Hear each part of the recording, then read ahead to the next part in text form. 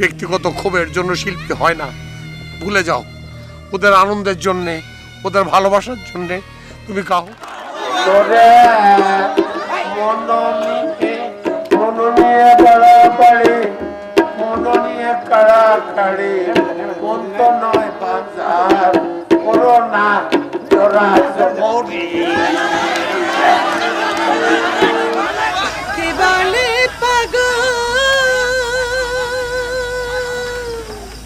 সে যেন কোথায়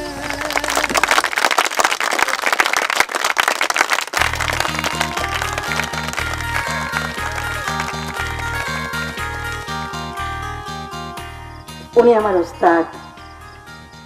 ছোটবেলায় আমার আব্বাকে বলেছিলেন যে ভাই মেয়েটাকে আমাকে দিয়ে দেন, ও অনেক সুন্দর গান করে, সুরেলা গলা, ওকে আমি গান শিখাই। সে ছোটবেলা থেকে আমি ওনার কাছে গান শিখে আজকে আপনাদের দিলরুবা হয়েছে। উনি আমার সঙ্গীতের গুরু। ছোটবেলায় সঙ্গীতের যে বেজুনি বুনেছিলেন আমার হৃদয়ে, আজকে অনেক বড় হয়েছে।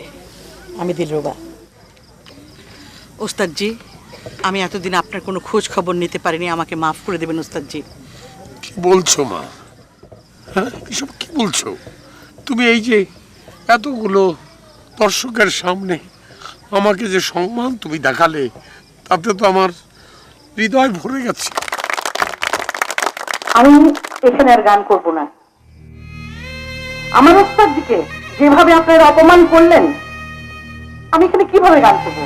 অসম্ভব। না না না না না না মা, এ কথা বলো না, এ কথা বলো না। এই যে এত দর্শক, হাজার হাজার দর্শক তোমাকে ভালোবেসে তোমার গান শোনার জন্যে ওরা ছুটে এসছে, আর তুমি তাদের সে আনন্দ থেকে বঞ্চিত করবে? তুমি শিল্পী, তুমি সবার জন্য শিল্পী, তোমার ব্যক্তিগত কোনো ক্ষোভ থাকবে না, তুমি গাইবে মা। আমি তোমাকে সে শিক্ষা দেইনি। ব্যক্তিগত ক্ষোভের জন্য শিল্পী হয় না, ভুলে যাও। ওদের আনন্দের জন্যে, ওদের ভালোবাসার জন্যে তুমি গাও। আমি দোয়া করছি মা, তুমি সব সময় গাইবে, তুমি সব সময় গাইবে। বাহ, কি সুন্দর বাপের মতো বুকে টেনে নেয়, দেখলি পরে মনটা ভালো হয়ে যায়।